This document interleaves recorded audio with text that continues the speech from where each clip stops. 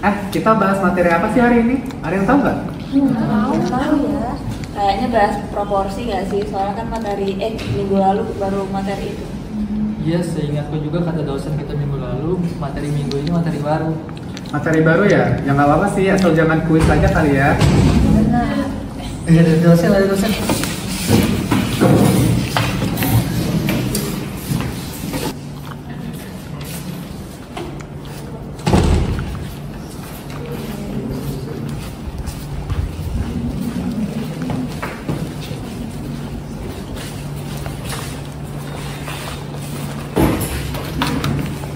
Selamat pagi anak-anak. Oke anak-anak, jadi hari ini kita akan mempelajari hal yang sangat penting dalam farmaseutika. Jadi tolong perhatikan dengan benar ya. Jadi hari ini kita akan belajar analisis dimensional. Apa sih analisis dimensional itu? Analisis dimensional adalah metode penyelesaian soal dalam perhitungan untuk memastikan bahwa satuan serta dimensi memiliki dimensi yang sama. Tujuannya itu agar kita yakin bahwa satuan serta dimensinya itu sama. Nah, kenapa ini penting dalam farmasi? Hal ini tentu saja penting dalam farmasi karena dalam farmasi kalau kita salah tulis satuan, misalnya kalau kalian tulis gram padahal seharusnya mikrogram, nanti itu obatnya malah akan menghasilkan toksik pada tubuh sehingga pasien kita malah keracunan. Atau jika sebaliknya, jika kita nulisnya mikrogram padahal seharusnya gram, itu nanti malah nggak sampai ke efek jendela terapi sehingga tidak ada efek obat terapinya. Oke, jadi di sini Bapak sudah buatkan beberapa soal. Tolong kalian perhatikan karena nanti akan saya tanya ke kalian. Perhatian soal 1, berapa ons cairan yang terkandung dalam 3,5 liter dengan faktor konversi 1 liter sama dengan 1000 ml. Nah, jadi sini sudah kita ketahui 1 liter sama dengan 1000 ml. Jadi kita bisa tuliskan 1L sama dengan 1000 ml sama dengan 3,5 liter per X. Kenapa X di situ kita tulis? Jadi di sini ditulis X karena yang kita tanyakan adalah berapa mililiter kah 3,5 liter. Nah, sekarang tinggal kita kali silakan 1 liter dikali X sama dengan 1000 ml dikali 3,5. Kita pindah luaskan.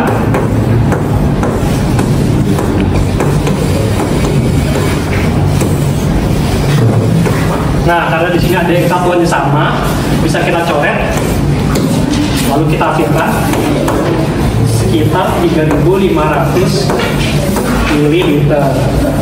Nah, tapi di sini yang ditanya adalah berapa ons cairan yang terkandung dalam 3,5 liter.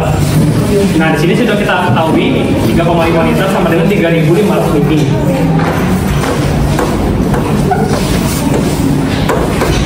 Sama dengan 1 ml sama dengan 0,3814 ons. Sama seperti tadi, kita tinggal kali silangkan.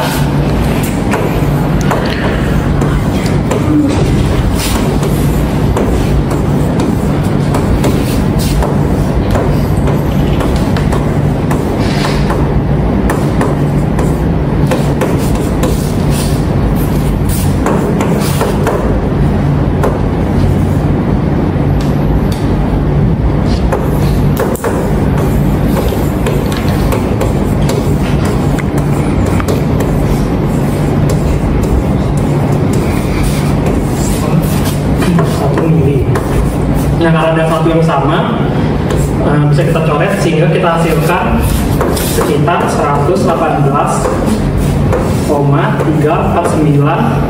ons. Nah, jadi begitu cara pengerjaannya. Paham tidak? Paham. Oke. Nah, lanjut ya kita.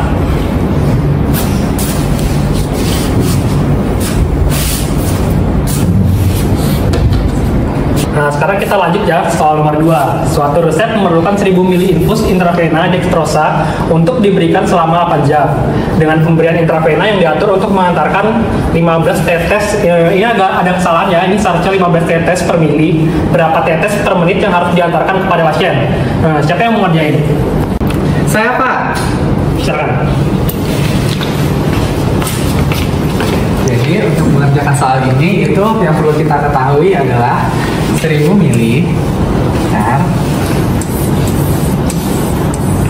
1000 ml per 8 jam dikali 1 jam itu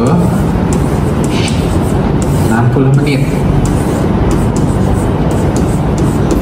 dikali di sini dia 15 tetes per jam, 15 tetes per mili.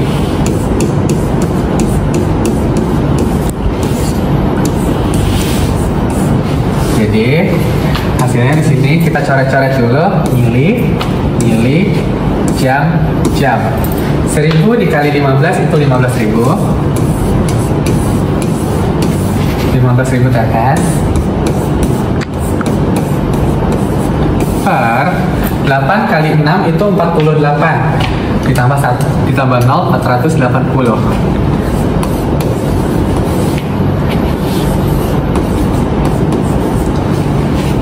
Salah, di sini menit harusnya.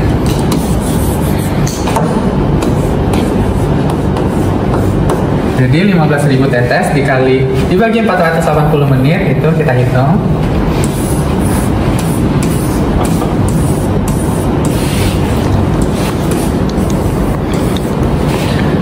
...480 dikali berapa untuk mendekati 15.000 itu dikali 31 dengan hasil 14.880. Kita kurangi, di sini hasilnya 120. Karena 48 nggak bisa dikali berapa menjadikan 120, berarti kita tambahkan 0, di sini koma. 480 dikali berapa mendekati 1200, itu dikali 2. Jadi hasilnya sini 960. Kita kurangi lagi.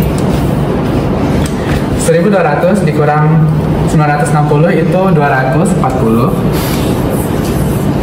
Karena tetap nggak bisa, kita tambahin 0. 480 dikali berapa mendekati 240 atau sama dengan 2400. Itu dikali 5. Di sini dengan hasil 2400. Kita kurangin 0. Jadi hasilnya yang kita dapat adalah ini. Kita hapus dulu.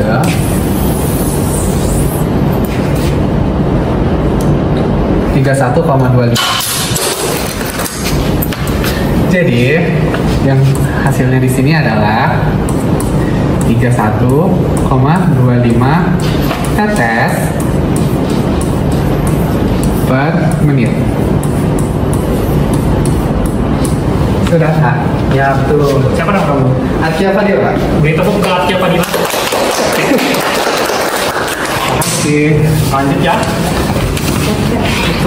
Kita lanjut ke soal 3. Dosis awal klorambusil yang lazim adalah 150 mikrogram per kilogram bobot badan 1 kali per hari. Berapa miligram yang harus diberikan kepada pasien dengan bobot badan 150 pon? Faktor konversi 1 miligram sama dengan 1000 mikrogram, 1 kilogram sama dengan 2,2 pon. Nah, kamu itu yang main HP terus itu, siapa itu namamu? Maju sini kamu kerjain.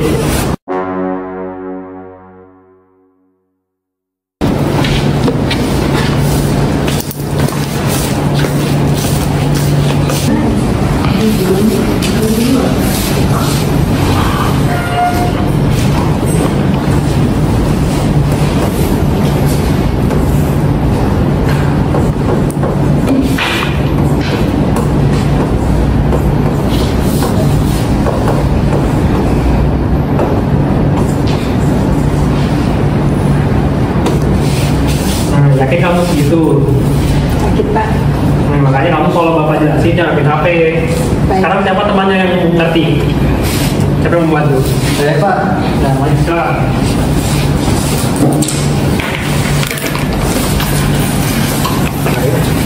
Di sini saya akan menjelaskan terkait soal nomor 3 Pak, yang tempat saya salah kerjakan. Soal nomor 3 itu yang kita harus perhatikan juga adalah faktor konversinya, yaitu ini dengan ini. Jadi yang diketahui awalnya adalah 150 mikrogram per 1 kilogram. Kita pakai rumus yang sudah diajarkan Bapak tadi.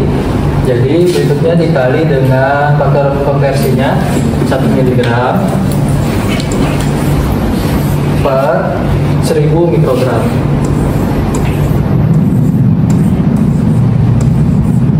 Kemudian dikali lagi dengan 1 kilogram per 2,2 pon.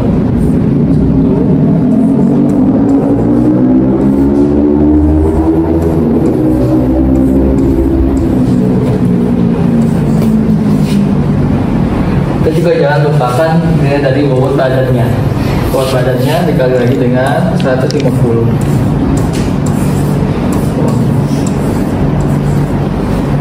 Jadi untuk hasilnya adalah sebelumnya kita bisa mencoret seperti mikrogram dan mikrogram. Yang 1 kilogram ini kita bisa dicoret. Jadi 150 dikali dengan 1 miligram.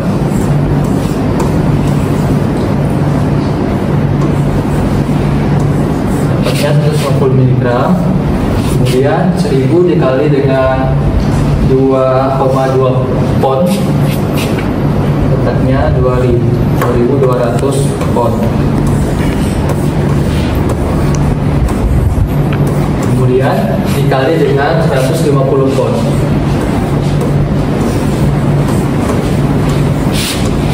Dari hasil pengalian 150 mg dengan 100 pon, kita bisa mendapat nilai seperti teman saya dapatkan tadi, 22.500.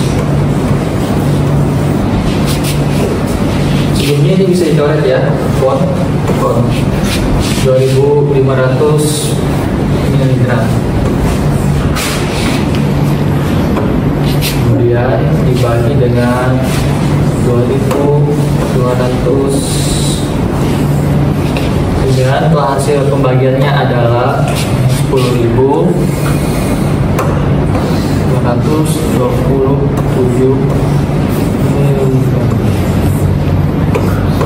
Mana Pak? Ya, betul. Nah, siapa dulu? Denis Pak. Nah, beri pertama kepada Denis. Nah, kamu siapa yang tadi main apa terus?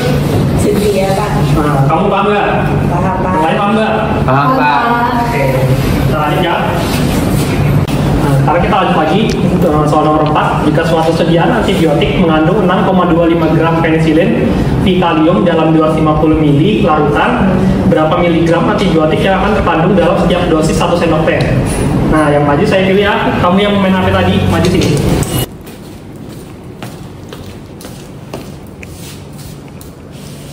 Jadi soalnya satu sediaan antibiotik mengandung 6,25 gram dalam 250 ml larutan, sama dengan X per 5 ml, karena rentannya adalah setiap dosis 1 sendok teh. Terus X kali silang 6,25 gram kali 5 ml dibagi 250 ml. Milinya bisa kita coret. Setelah itu X sama dengan 0,125 gram. Karena diminta miligram, jadi harus kita konversi dulu. 0,125 gram dikali 1000. Kenapa dikali 1000? Karena dari tanda kilogram, petagram, dekagram, gram, desigram, centigram, dan miligram, ini turun 3 kali, itu dikali 1000. Hasilnya 125 miligram. Oke, itu beri tangan kepada temannya. Di sini Bapak ada tuliskan soal lagi, soal tambahan. Nah, itu lihat tidak? Terlihat Pak. Nah, sebuah sediaan injeksi mengandung 2 mg obat dalam setiap 1 mili. Seorang dokter meresepkan dosis sebanyak 0,5 mg untuk diberikan kepada pasien sebanyak 3 kali sehari. Berapa total volume dalam mililiter injeksi yang dibutuhkan selama 5 hari? Jadi yang perlu kita tahu dulu berapa itu berapa milika 0,5 mg. Nah, kita pakai cara analisis dimensional tadi, 2 mg per 1 mili sama dengan 0,5 mg per 1 mili. 100 ini sausnya X. Nah sekarang kita kali silakan 2 mg dikali X sama dengan 1 mili dikali 0,5 mg. Kita pindah luaskan. Ini 1 mili dikali 0,5 mg itu hasilnya 0,5.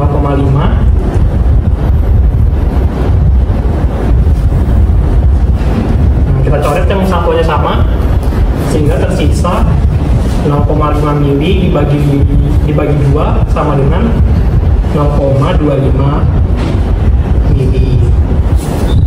Nah, jadi untuk 0,25 mg itu volumenya 0,25 mili.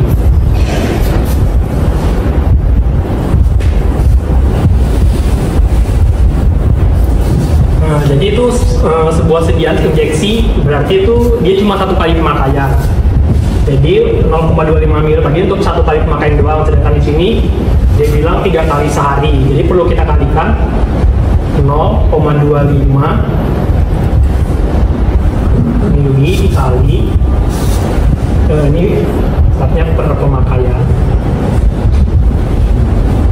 dikali 3 kali pemakaian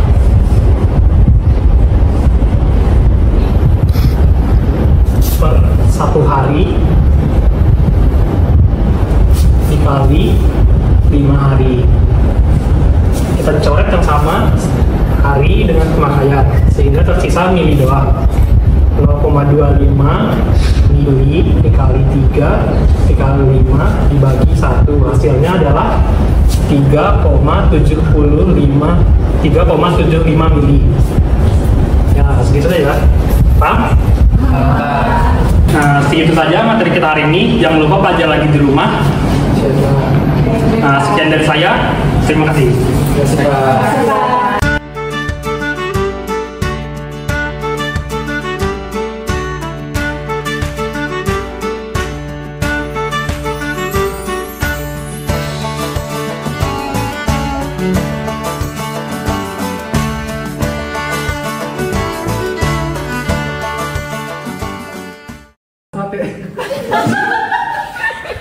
Jangan salah tadi. Aku udah. Kok kamu juga bahas sih, Pak? Karena ini akan masuk ujian. Baik, Pak. Waalaikumsalam warahmatullahi wabarakatuh. Wassalamualaikum. Iya. Iya, terus kamu ngapain ngelasin? Kami dari kelompok 4. Terima kasih sudah menonton.